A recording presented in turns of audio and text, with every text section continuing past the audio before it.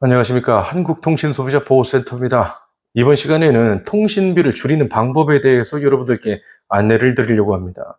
여러분들 혹시 휴대폰 요금 얼마씩 내고 계십니까? 저는 지금 5만 원 정도 월 요금을 납부를 하고 있는데요. 이 금액이 아무리 생각해도 여전히 비싸다는 생각을 감출 수가 없습니다.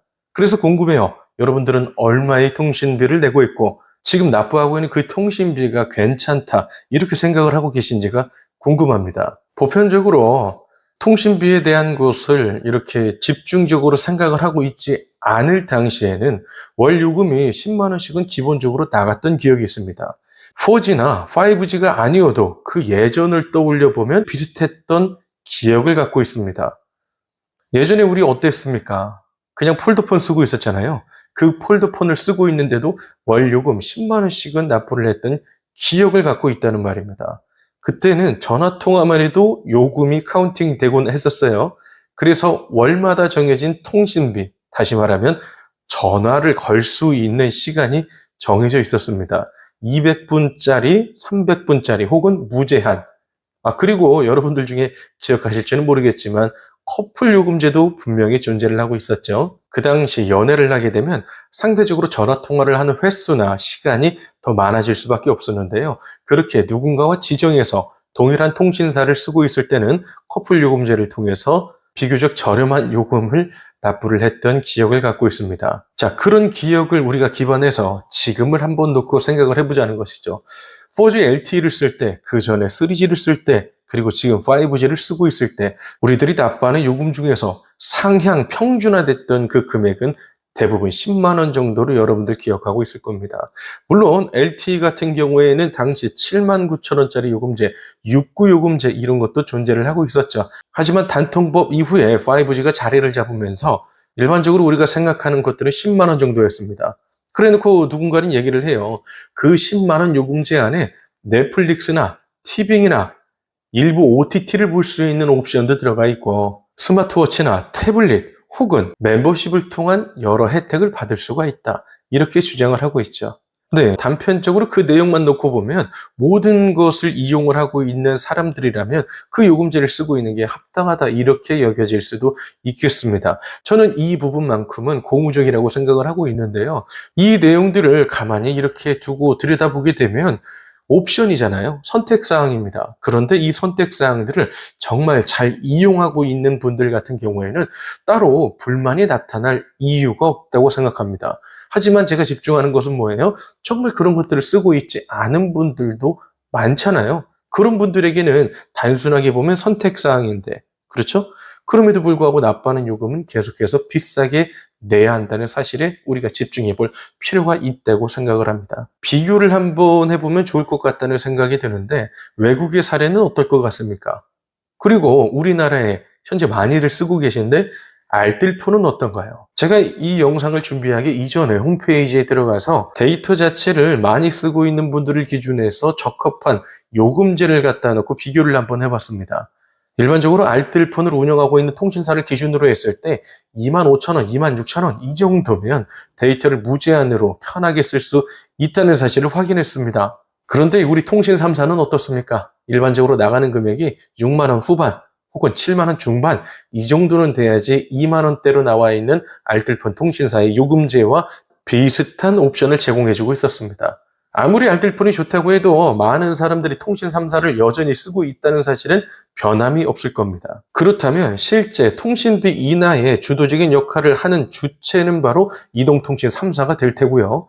그들이 본격적으로 통신비를 낮출 때 전 국민이 부담해야 되는 통신비가 인하되는 결과로 나타날 겁니다. 그런데 지금은 어때요? 전혀 그렇지 않죠. 그냥 간단하게 생각해보면 이런 겁니다. 통신 3사의 입장에서는 여러 가지 옵션을 놔뒀고요. 그리고 실제 높은 요금제를 쓰는 사람들이 휴대폰을 개통한 이 시점에서도 많은 혜택을 보게 만들었죠. 그래서 그만큼 높은 요금제를 쓰고 있지 않은 소비자 같은 경우에도 일단 최초에 세팅되는 요금제는 비싼 요금제로 세팅이 되고요. 그 이후에 요금제를 낮추는 구조가 우리나라엔 굉장히 고착화되어 있는 상황입니다. 그런데 되게 웃긴 게 있어요. 일정 요금제 미만으로는 더 이상 요금제를 낮추고 싶어도 낮출 수가 없습니다. 정부는 또 어떻습니까? 통신 3사에 통신비 인하를 두고 계속해서 요구하고 있죠. 그러면 어때요? 정말 있으나 마나한 어떤 요금제, 그러니까 정말 사람들이 안 쓰는 최저 요금제 있지 않습니까? 그 요금제로 낮추게 되면 위약금이 나와요. 일반적으로 높은 요금제로 개통했던 사람들 같은 경우에는 말이죠. 그러니까 실제 소비자들이 있어도 쓸 수 없는 그런 요금제를 만들어 놓고, 자, 보십시오. 우리 이렇게 낮췄습니다. 그래서 이 요금제로 일반 소비자들이 변경을 해서 쓰게 되면 얼마든지 정부에서 요구하는 것들을 우리가 마련해 놓은 셈이니까요. 우리는 우리 역할 다 했어요. 이렇게 얘기를 하곤 하죠. 정말 여러분, 이게 맞는 겁니까? 이런 요금제를 만들어 놓으면 정부는 또 흡족해 하나요? 수치상으로 나타나는 것들, 자, 이 A라는 요금제를 쓰고 있는 사람이 B라는 요금제, 그러니까 정부의 주문에 맞춰서 새로 만든 그 요금제를 쓰게 되면, 자, 한 명을 기준으로 했을 때 월 15,000원 정도의 통신비 인하가 예상됩니다. 그런데 우리 통신사를 쓰고 있는 사람들이 몇 명이에요? 1,500만 명입니다. 그 중에서 중간 요금제를 쓰고 있는 사람이 예를 들어서 몇백만 명이 된다고 할 때, 그 사람들이 다 낮추게 되면 이만큼 통신비가 경감되는 효과를 나타날 수 있습니다. 이렇게 주장을 하겠죠. 물론 이건 제 추측입니다만. 이런 식으로 흘러가게 되면 어떤 의미가 있냐는 거예요. 일단 우리 소비자는 쓰고 싶어도 쓸 수가 없겠죠? 계약에 묶여있는 상황이라면 말입니다. 그런데 통신사는 어때요?